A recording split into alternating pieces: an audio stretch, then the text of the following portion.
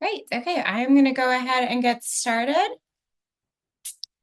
Thank you, everyone, for joining us today. Good afternoon, and welcome to today's panel discussing the History Channel's upcoming two-part documentary, Sitting Bull.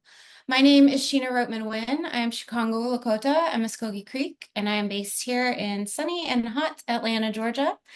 I am the education manager here at the Indigenous Journalists Association, where our mission is to serve and empower Indigenous journalists through programs and actions designed to enrich journalism and promote Indigenous cultures. Today's moderator is my good friend, Jourdan Bennett-Begaye, managing editor of ICT and based at the Washington, D.C. Bureau. She previously served as executive editor, a role that made her the first woman and youngest to be the chief news executive and top editor of the 44-year-old newspaper and website. She is also vice president of and in her 5th year as a board member of the Indigenous Journalists Association, and she is a Diné citizen of the Navajo Nation. And Jourdan, you are the professional, so I'm going to let you take it from here. Thanks, Sheena. It's no pressure. I love IJA. Hi, everyone. Bennett. Good morning. If you're here in the West, like me, I am based technically in Washington, D.C., but I'm coming to you from the Navajo Nation right now. So I'm so excited to be here on behalf of this collaboration between the History Channel and the Indigenous Journalists Association, a screening and panel discussion on the History Channel's newest project, Sitting Bull. It is part of the network's History Honors 250, a multi-platform initiative leading up to the 250th anniversary of the United States founding. Before we get started with the panel, we're going to take a few minutes to play the trailer, just in case some viewers haven't seen it. And I'll hand it off to Justine so she can get that set up real quick.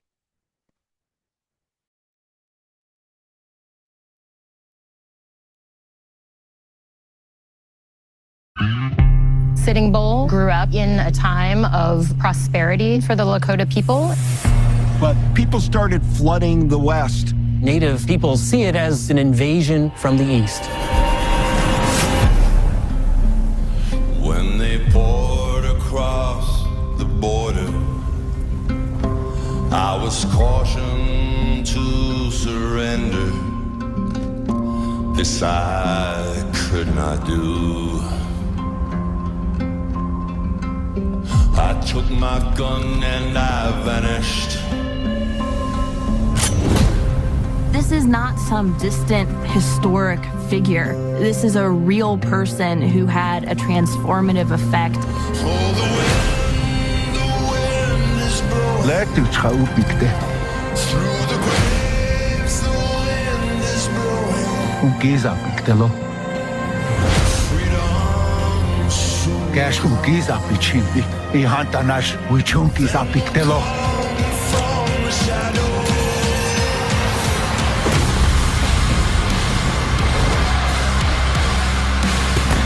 Sitting Bull suddenly becomes front page news. The country wanted Sitting Bull scalped.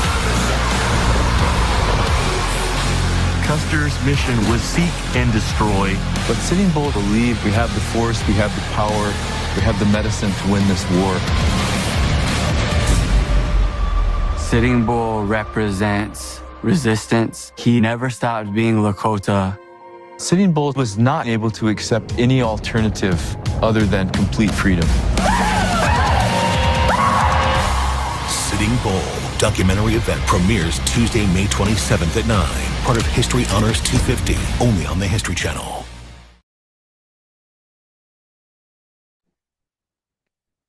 Thank you, Justine. I know when I first watched watched the trailer, I recognized so many people, so I was really pumped for it. Okay, before I introduce the panelists, I want to let the audience know that we will be in this panel for about 30 minutes, and then we'll leave about 10 to 15 minutes in the end for audience questions. So please use the question and answer box at the bottom of your Zoom screen. The chat can get quite popular, so if you drop it in there, it might get lost. So please use the Q&A box if you have any questions throughout the discussion. Okay, so now onto the panel. Our panelists are two individuals who played crucial roles in bringing this project to life. We are first joined by the talented co-director of this documentary series, Christopher Nataanii Cegielski, who is Diné.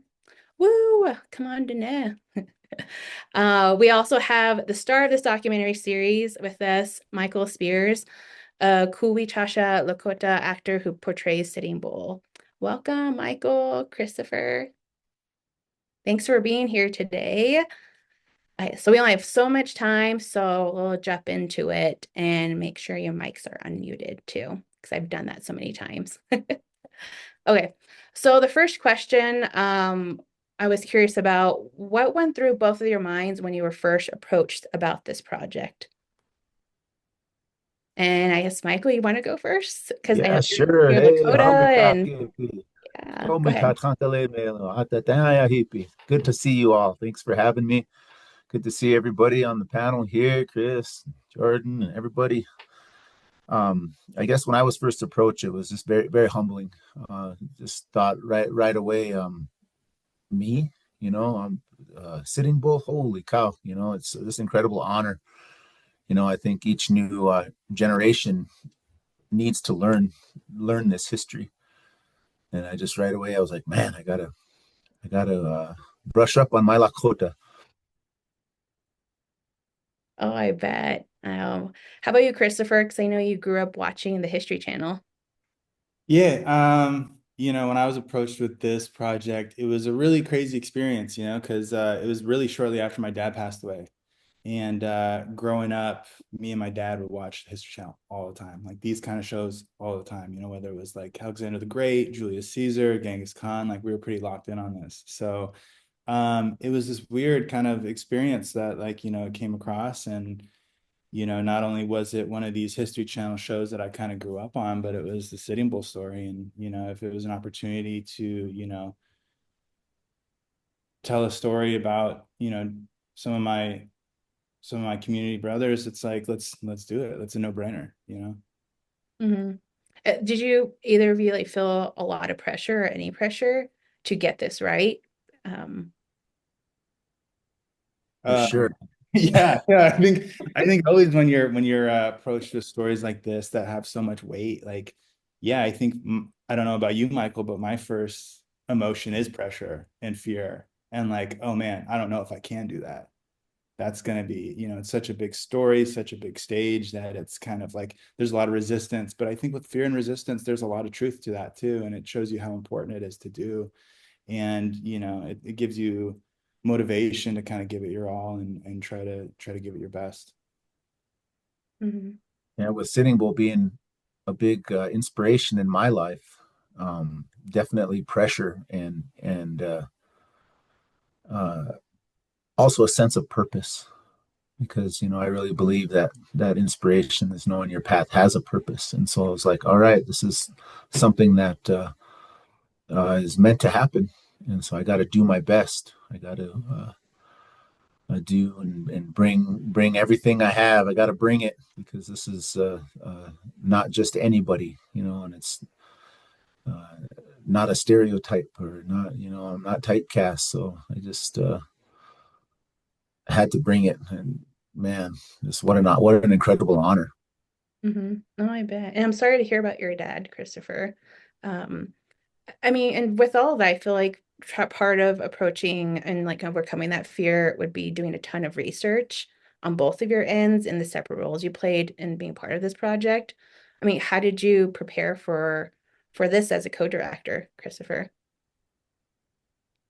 Yeah, that's a great question. It's since I am Diné, even though it is a native story, we all know that everybody's different. All of our tribes are different. All of our communities are different. So it's I definitely take that into heavy consideration every time I'm approaching something that's, no matter what tribe or story or person or character that is. And, for me, it was just kind of as soon as, you actually get the gig, you get books, you do as much reading as you can, you do much research as you can. And of course, I think with a lot of these kind of projects, I just do as much outreach as I can to people that I know. I think, of course, books are a good source, but we know that historically, a lot of these books are written from a very particular perspective.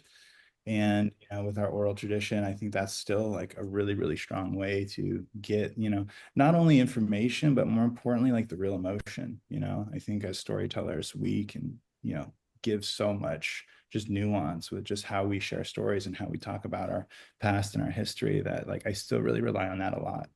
And last but not least, you know, Michael, like great cast members like ourselves, like that was one of the great opportunities of this project, is it was such a talented, loaded Native cast. So, you know, anytime I had a question, and when you're talking to people who are, you know, from community, raised in community, it's like, you know, what are you thinking?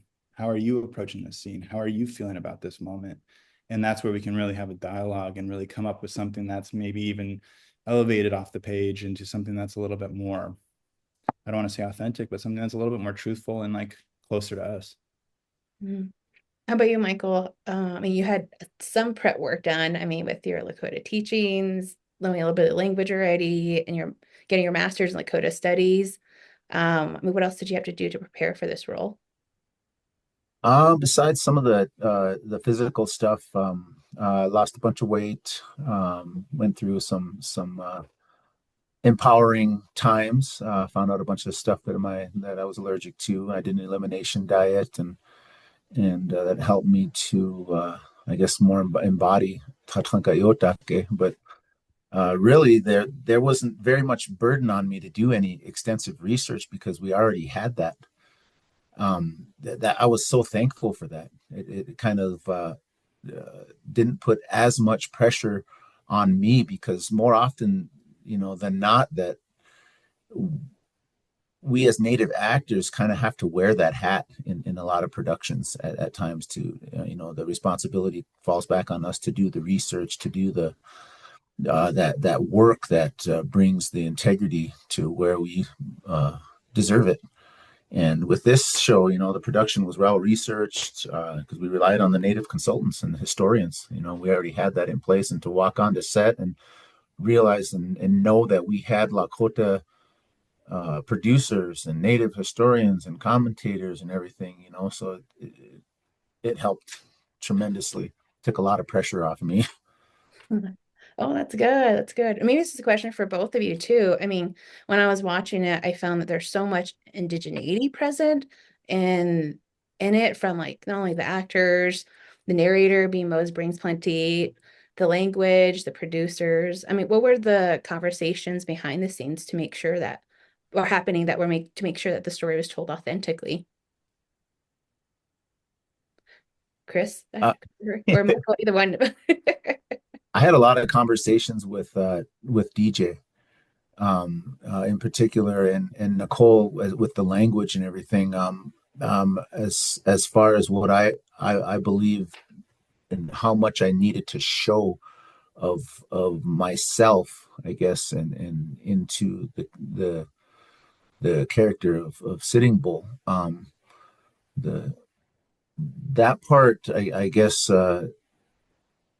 I really relied on DJ and his knowledge and the historical knowledge and that he had from the elders that he was talking with, and his personal connection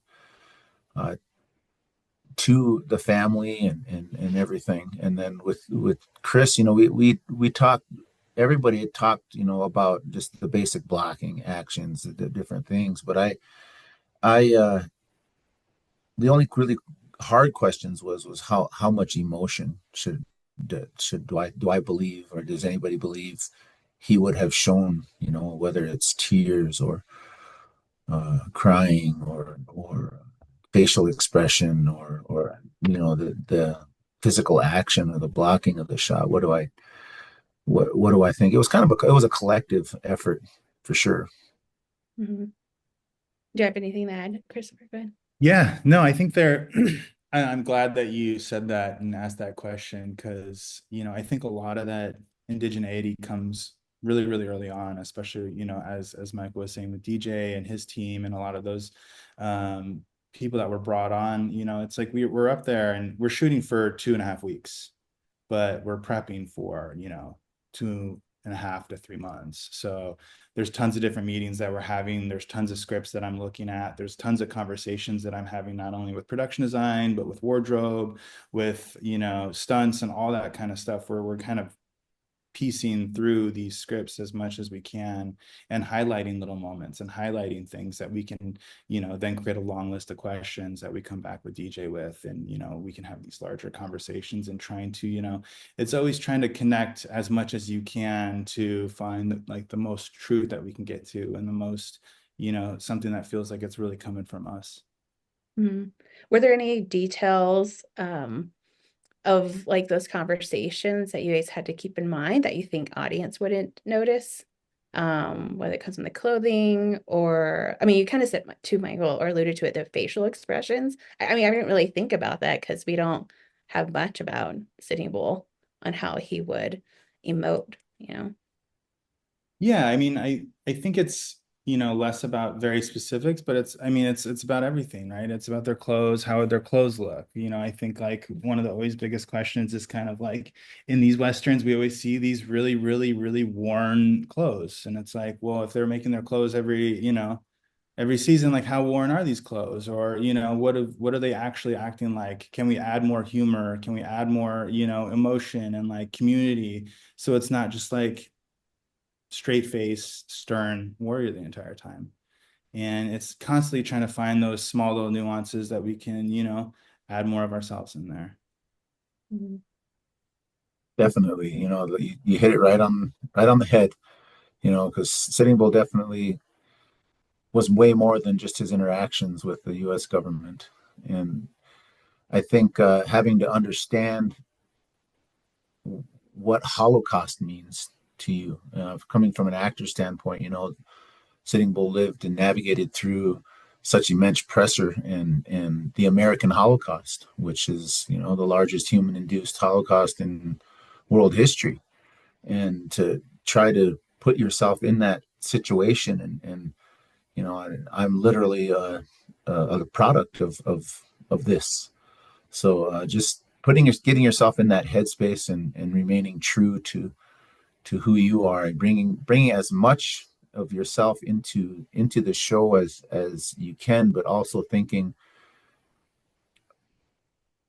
what would somebody who has the weight of the surviving of his whole people on his shoulders, he was literally responsible for everybody in our worldview. So I just it was very humbling to embody someone who lived through the American Holocaust and navigated that, because I putting myself in that position is just it's heavy. Boy, it was heavy all the time. There was a lot of humor when when we were not shooting actually, but during the scene and during everything, it's real. It was alive. Mm-hmm. Oh. And when I was watching this series, at least I saw there's a mix of archive photos, interviews from experts, narration, and reenactments. And I guess this is more a question for Christopher. How did you approach this creatively, and what did you have to consider, and like how did you, I guess, choose what to reenact and what not to? Or yeah, I'm just curious about that.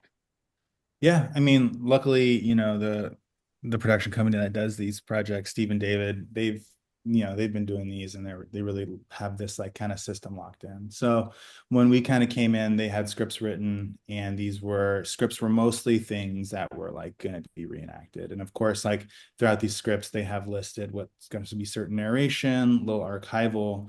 But I mean, like, I think when you get into the weeds of like, what are we reenacting, what are we not reenacting, I think there's already a pretty good set idea from the top, and the EPs have a pretty good idea of what they really, really want to see, such as like, the Battle of Bighorn, that's going to be a big thing. Other things such as like, seeing Sitting Bull as a kid, and also, a lot of these different important scenes are definitely going to be reenacted. But as archival, I think they use archival a lot on kind of what what the ramifications of these things are on a larger scope of the United States, and kind of how that's going to be affecting Washington and that kind of aspect, which I thought was like a really, really cool aspect of this documentary. Is, you know, we're really, really focused on Sitting Bull and his life and what he's doing. And we get these little moments where we kind of like zoom out and get to see how those are causing effects, you know, throughout the country. So I guess to kind of wrap that question up, it's, you know, they kind of decide on what they want to do and how they want to do it and what sort of like things are going to be recreated. And, you know, we come in there and we give our directorial eye and try to bring it to life the best we can. Okay. Okay. Well, and both of you hit on something too that did stand out to me. I like the zooming in about and kind of weaving in Indigenous history with American history, because I think, you know, the public education system so much only teaches one side. It's not showing that it's very interwoven. But also, I think Michael showed that or talked about how Sitting Bull is seen as like a whole person, like he's human, right? He's not just a stoic Native person we learned from history books.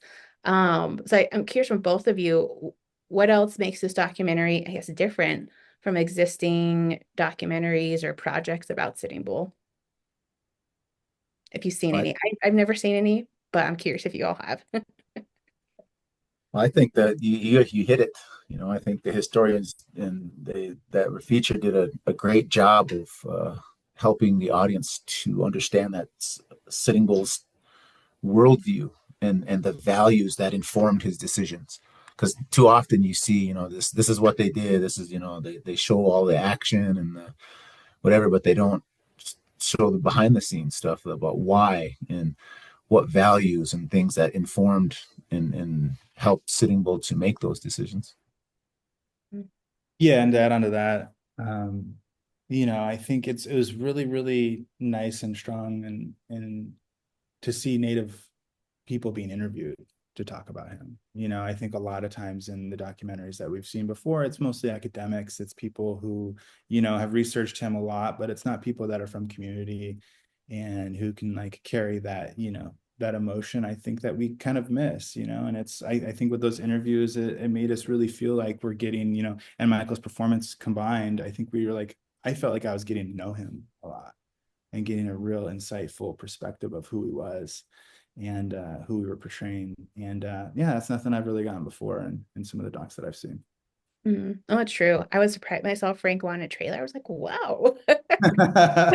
Oh, you're here. But you're right. I mean, it's such a community member feel because he is threaded into everything it is to be Lakota. I mean, because I at least have a lot of Lakota friends and everyone, that's what it is, right? It was just very refreshing. But I mean, yeah. Also with the interviews and the performances of the other characters too, like Gaul and Crow King, like I felt like we were getting the group, you know, we were understanding who they were and kind of how they were interacting with each other. And I don't know, I had a lot of fun getting to know those gentlemen throughout the screening. Good. No, I'm glad you all did. It turned out really well. It was very well rounded. And so when you guys reflect back on filming this project, is there a scene, or maybe when you're watching it, was there like a scene or maybe a day of filming that kind of has a special meaning to you or just stands out in your mind when you think about it? You want to go first, Michael? Go ahead. I mean, yeah, honestly, there's way too many to count. You know, like full disclosure, in my career at the time, this was the biggest project that I've ever done. You know, it was the most people I've ever done. It was the most horse work I've ever done. It was more stunts. It was more costumes. It was production design. It was like the most expensive thing I've ever done. And, you know, there was like a lot of times where I was like very early on, like, oh my God, you got this, you know?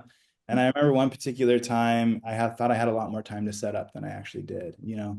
And I thought I was thinking, you know, I have 15 minutes to set what this shot's going to be and exactly how it's going to be. And all of a sudden, in a matter of 2 minutes, you know, you got 35 people looking at you being like, what do you want to do? And, you know, I was like, I come from a lot of commercials. And so in commercials, you're kind of always in the back of your head thinking about like, oh, what does the client want? What do they want to do? But in this moment, I was kind of like, if you could do whatever you wanted to do, what would you do? And immediately the answer came to me. And from then on, I just kind of went with that ethos. And it was just a really exciting moment to have that growth and to have that experience where your feet are to the fire and everyone's looking at you. And it's kind of like, can you do it or not? and it was cool to pass that test. But I mean, as far as like, you know, with the actors and with the characters and with everything, I mean, the amazing days were endless. You know, there was some great times where we were shooting with Michael, and his name's Joalowet, and they were on this ridge, and it was raining. It was pouring rain. It was extremely foggy. It looks like we did it on purpose, but that was just the day it was. And, you know, we have Michael and Joel standing out in the pouring rain, them and their horses, and we're all in rain suits and umbrellas, and we're just trying to get the scene as quick as we can and as dry as we can. And that was a great opportunity. But also, you know, I think there was great moments where there was a scene that unfortunately didn't make the cut, but it was when Sitting Bull's mother passed away. And Michael and I were filming that, and it was in this kind of like, we made this graveyard, and I was kind of just like to Michael, you know, like, what do you think you'd be feeling here? You know, what kind of emotion would you bring here? And we had just this really, really nice conversation. He brought this really, really powerful performance. And those are the moments that, as a director, you know, working with an actor and working with your team, that like really stand out, because it feels like a collective communal experience that you're bringing to the screen. So yeah, I mean, I could go on and on. So man, that was a tough one. Yeah. And I had just lost my mother actually as well, so it was very relatable. A lot of healing going on this. Yeah. Yeah. Yeah. Oh, man. Okay. Yeah, go ahead, sorry. No, is that the same scene that stood out to you, or was there another one? Like Christopher said, there's so many.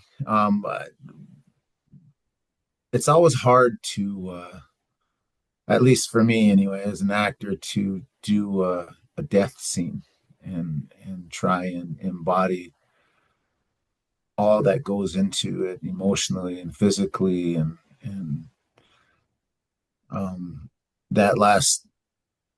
it was one of the last days where we filmed Sitting Bull's death, and we had all the action going on, and yet the camera was like right on my face. So we had a lot of conversation as to how we were going to do that, and I think what made it was great, was perfect. But the one scene I guess that comes to mind is the battle. There's a battle scene where I think it was used a couple of times, but there's a scene where Sitting Bull's on his horse, and he's watching from a little bit of a distance away. That particular day, and on the day, I felt so much. I felt the connection. I felt, the fear in my horse, the fear in myself, watching literally a reenactment of what happened, and like living it. You know, the gunshots were all going off, and people were flopping and flying all over the place, and there was, more than one camera set up, and just, I really remember my horse didn't want to stand still. He wanted to be a part of it or get the heck away, but all those emotions were just running so high right then and there, and I was just like, man, this is real. We're in it. And then there was another scene where we used this huge drone. I've never shot with such a big drone before. That was really cool. The scene where you get to kind of see a big drawback when you see Sitting Bull sitting in the field a little bit, and this huge drone coming up over, and I had to do some of that stuff didn't make it, but that was a day that will always stick in my mind. Oh, wow. Sounds pretty intense. I used to be a theater teacher, so I mean, these are things I would think, but I mean, I wouldn't expect it at all when I would teach my kids. No, thanks to you both for sharing that. And what were the challenging parts of trying to create this documentary that you didn't mention before? Mine's probably just the language. I know I grew up speaking, singing Lakota and everything, but it was still very daunting to, look at the amount of literal language on the page and have to be like, all right, now in Lakota, we don't have tenses, and so trying to make this come alive at the same time, I'm like, man, I got to remember all of this, just from an actor's standpoint. You look at the page and you're like, oh, I got 3 pages of dialogue, in another language, that's not my first language. So that was probably the toughest thing for me. And then having to communicate with the other Native actors and work with them so closely to I guess just understand each other. Oh, wow. Yeah, because I saw you had to translate it from Lakota to English and then back. Really? Yeah. Oh, man. How about you, Christopher? Were there any challenging parts of it besides 35 people looking at you? Everything? Yeah. Yeah, I mean, like, this was, like I said, it was like the biggest project that I've ever done, but it was also at the same time, you're always trying to ball on a budget, and you're always trying to make things bigger. And I think just like every single day on a production, you're approached with like 100 difficult things to do. And luckily we had like a really, really great team. We had an amazing team of, Stephen David, the whole group there is amazing. My co-director, Phil Montgomery, always coming with heat and always trying to make things work and make it look bigger. And, learned a lot of things from him on the process. And of course, the cast, the crew, like every day was a challenge. But when you're working with people that you love to work with, when you're working with people that are creative and can come with it and with a great energy and be creative, it makes it a lot easier, Mm-hmm. No, definitely. Okay, well, maybe our audience that they can ask questions, and then I'll get to the next one before anything drops. Is there anything you learned, throughout making this, that you learned about Sitting Bull that you didn't know before about him? Yeah, I think there's a lot. I was definitely no expert by any means, but I thought, when we were in the script and kind of like going through the information, his time with Buffalo Bill and kind of how impressionable his experience there was on the viewing of Native Americans as a whole was pretty fascinating to me. When he was with Buffalo Bill and he was traveling on the East Coast and doing those shows with him, it was often the first time most Eastern Americans had seen a Native American. And so when they saw him doing those shows, that was the blanket for everybody, Mm-hmm. And that's, for me, that was really, really interesting fact to pick up. Interesting. How about you, Michael? Well, for me, it probably just is the feelings that I felt while shooting particular scenes, even like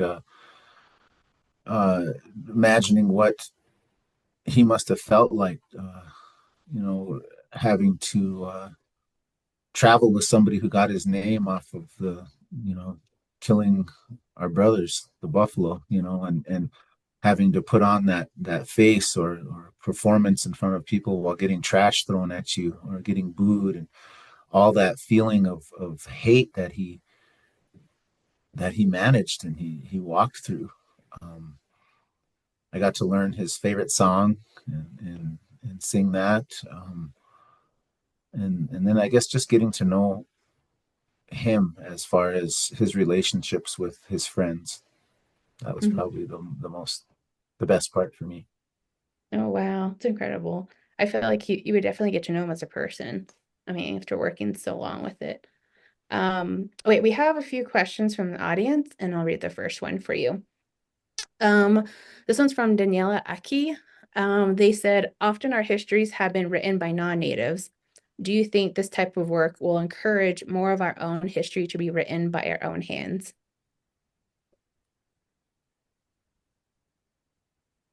I think for sure, inspiration has to unfortunately come from these types of entertainment platforms, because it's just lacking in everywhere else.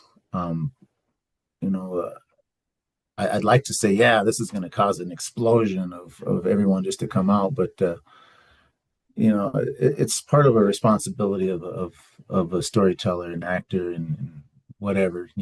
I think it's definitely gonna help us move forward. Because I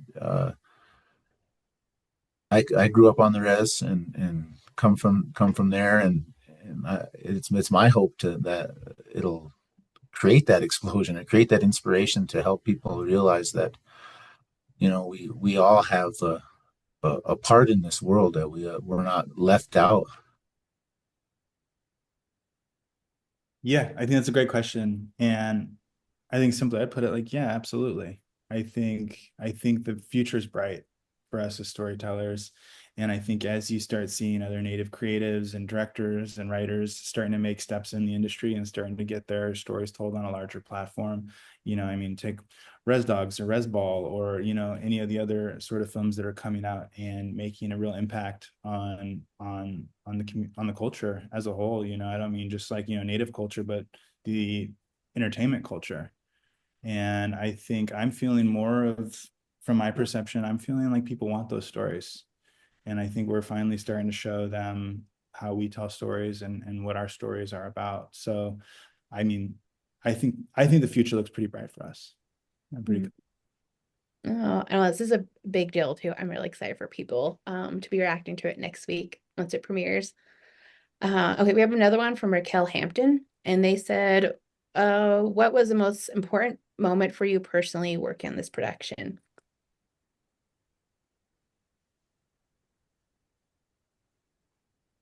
I'll let you take that one first, Michael.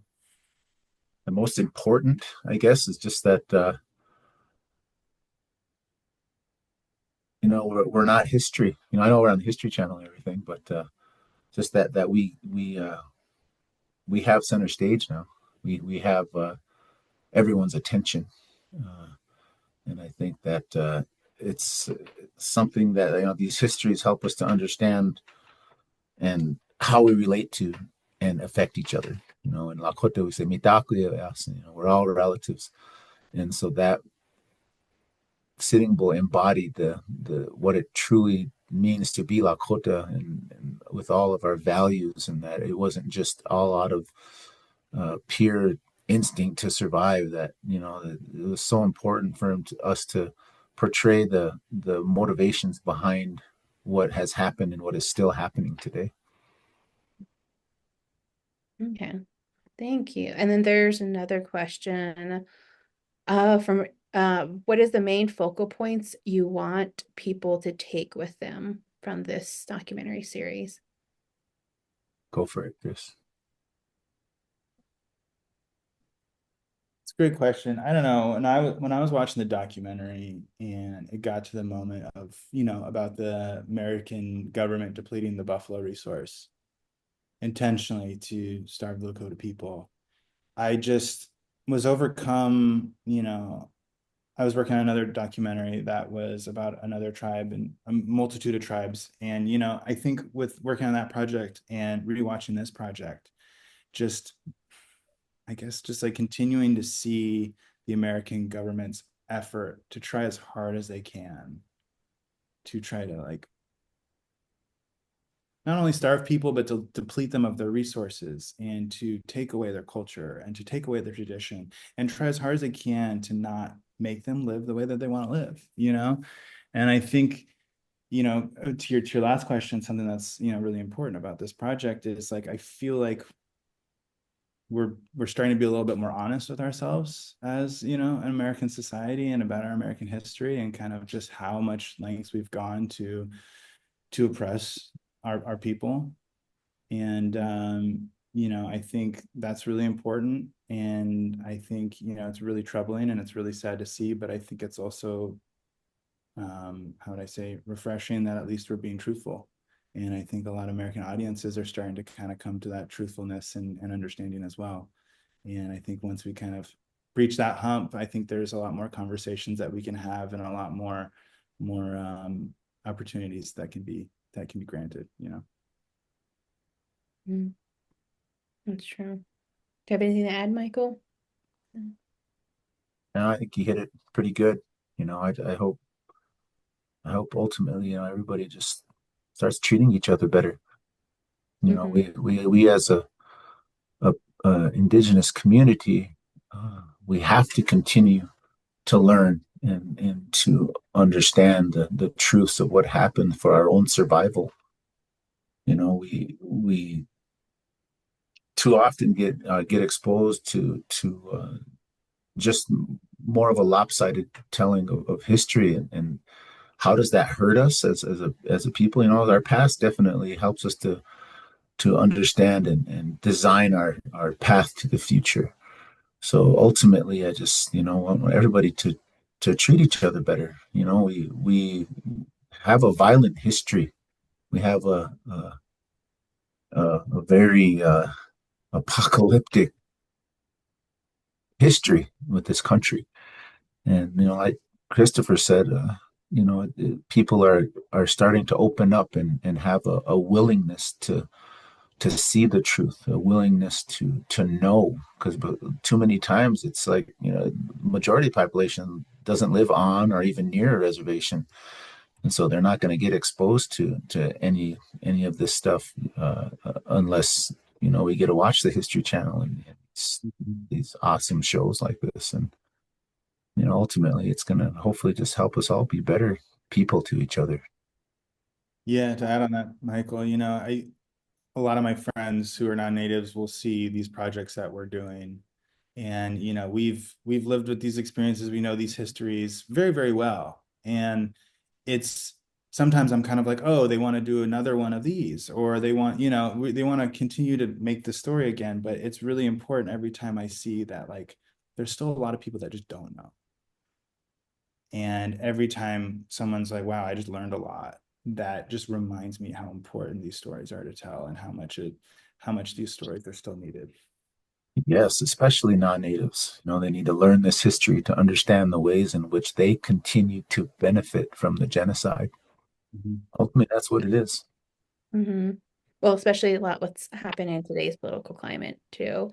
And I mean, next year is the 250th anniversary of the United States. So I have a lot of mixed feelings, but the way to start it and leading up to that with this documentary, I think it's on the right foot. I mean, I was just very impressed with, you know, all of you being part of this project. As a way to, I don't want to say to celebrate it, but just to acknowledge everything and all the nuance of the founding of this country too. I think we have time for one more question from an audience member, and then I'll have to close it up. Let's see. What was the Lakota Native education process like for non-Native actors in this production? Can you say that again? Sorry. Yeah. Oh, sure. What was the Lakota Native education process like for the non-Native actors in this production?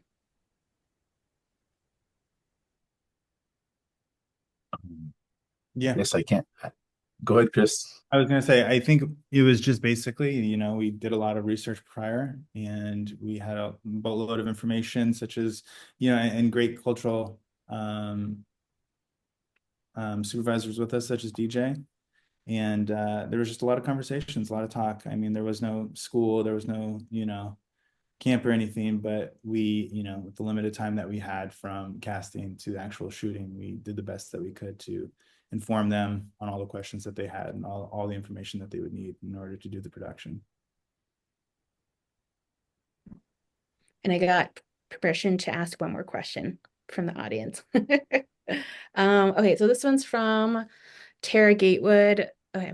Considering the Indigenous viewers who know this leader's story orally, what are your thoughts on these people seeing what they've known to be true of this person on screen, especially considering the many looks in popular media that have covered his life and left what they know to be true out?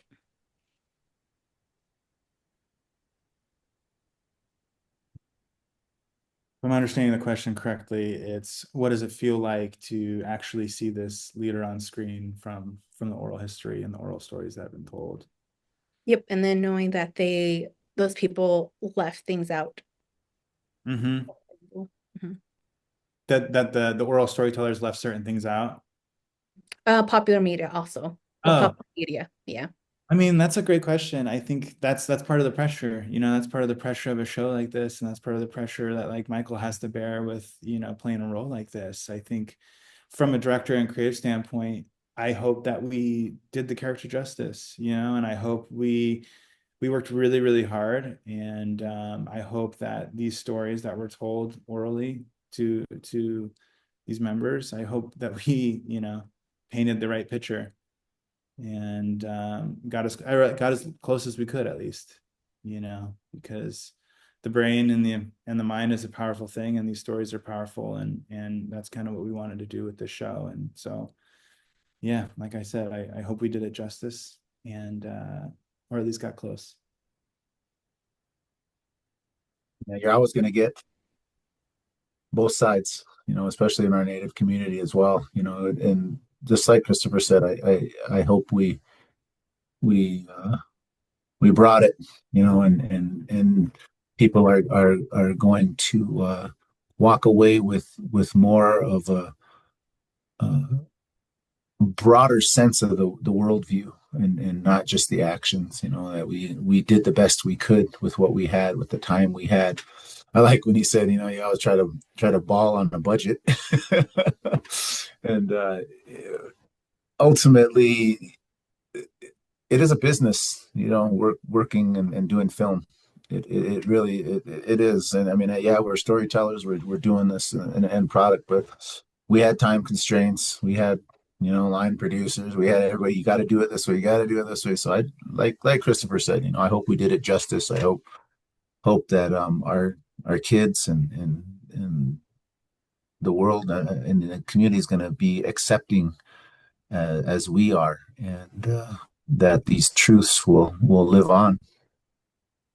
As Michael said, yeah, there's all these different, obstacles that you have to address every single day. But I think every single time, if we're approaching an obstacle, we're trying to follow the emotion. And if we can get the emotion right, and if we can follow the right emotion, and we can evoke the right emotion, then we're doing the best that we possibly can. And, I hope everybody enjoys it, and I hope they find a lot of appreciation for the work that we did. No, definitely. And I hope more are made about tribal leaders coming up. I mean, that's a peg for a History Channel. There you go. Yeah. Chief Manolito, just saying. Just all right. Well, I got to wrap it up here. Thank you so much to both of you for your time and energy today, and just for bringing Sitting Bull to the world. I'm really excited for everyone to see it.